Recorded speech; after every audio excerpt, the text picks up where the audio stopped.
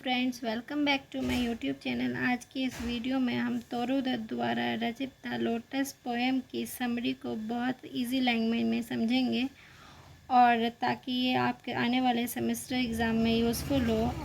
तो आइए बिना किसी देरी के द लोटस पोएम के सारांश की शुरुआत करते हैं। पोएम को स्टार्ट करने से पहले हम अबाउट पोएट जानेंगे तोरू दत्त के बारे में। तोरू दत्त जो थी वह सबसे फेमस इंग्लिश पोएट में से एक थी और उनका जन्म 4 मार्च 1856 को कोलकाता में हुआ था। वे इंग्लिश, फ्रांस और संस्कृत तीनों भाषा का ज्ञान रखती थी और उनका जो निधन था वो बहुत कम एज में हो गया था। 21 साल की उम्र में उनका निधन हो गया था 30 अगस्त 1877 में।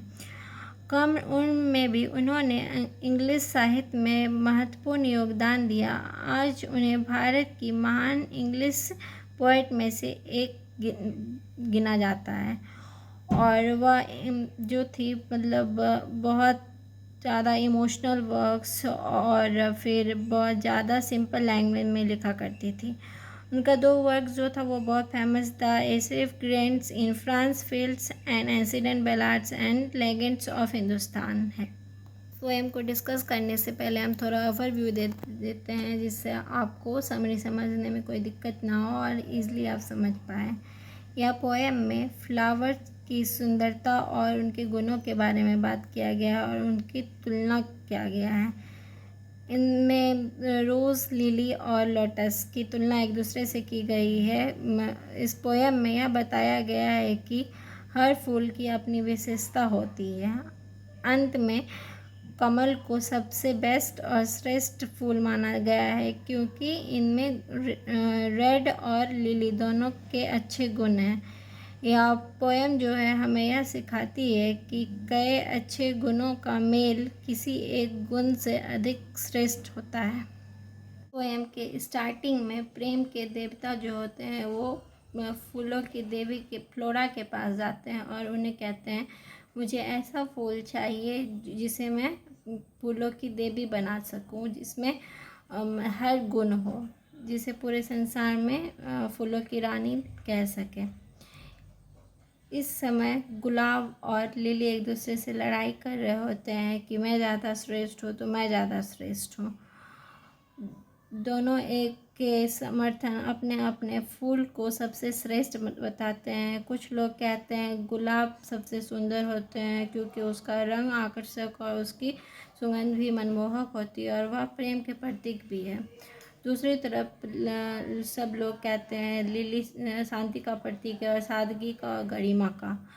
दोनों फूलों के बीच बहुत बुरी तरह से बहस हो रही होती है लगातार और कई लोग अंतिम निर्णय नहीं ले पाते हैं।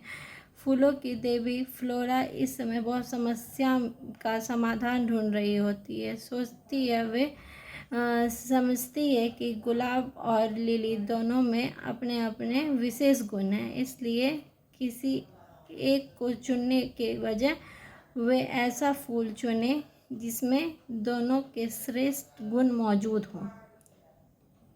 प्रेम के देवता पहले गुलाब जैसा लाल रंग चाहते हैं, फिर लिली जैसा सफ़ेद रंग भी चाहते हैं।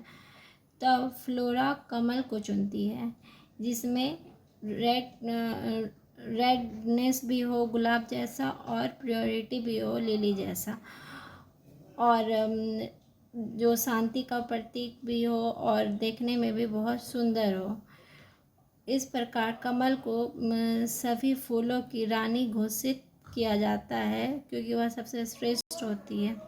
भारतीय संस्कृति में भी कमल को विशेष महत्व दिया गया कि यह कीचड़ में खिलने के बावजूद स्वच्छ और सुंदर रहती है, इसलिए यह पवित्रता और विश्वास, ज्ञान और दृढ़ता का प्रतीक भी माना जाता है। और यह देवी लक्ष्मी और सरस्वती को भी कमल पर विराजमान दिखाया जाता है। इससे इसका धार्मिक और सांस्कृतिक महत्व और भी ज़्यादा बढ़ जाता है। पोएम के थीम्स को डिस्कस करेंगे। The poem celebrates the beauty of the lotus. The lotus is known as the queen of flowers. It has the beauty and sweetness of the rose. It has the grace and purity of lily. The poem shows that the lotus has the best qualities of both flowers. इसमें यह बताया गया है कि lotus जो है उसको queen of the flower इसलिए कहा गया है क्योंकि उसमें लिली का प्योरिटी और रेड का रेडनेस दोनों है, दोनों गुण इस एक फ्लावर में पाए गए हैं, इसीलिए लोटस को सबसे श्रेष्ठ माना गया है। पोएम में यह बताया गया है कि तोरू दत्त यह संदेश देती है कि सच्ची महानता केवल एक गुण में नहीं होती बल्कि अनेक अच्छे गुणों के सुंदर समझ में भी होती है। कमल इसलिए सबसे श्रेष्ठ है क्योंकि उसमें गुलाब का रेडनेस और सुंदरता और लिली का पवित्रता दोनों मौजूद है, इसलिए वह सबसे श्रेष्ठ है। यही इस पोएम का मुख्य संदेश है कि हमें अपने जीवन में अनेक अच्छे गुणों को अपनाकर एक आदर्श व्यक्ति का निर्णय करना चाहिए।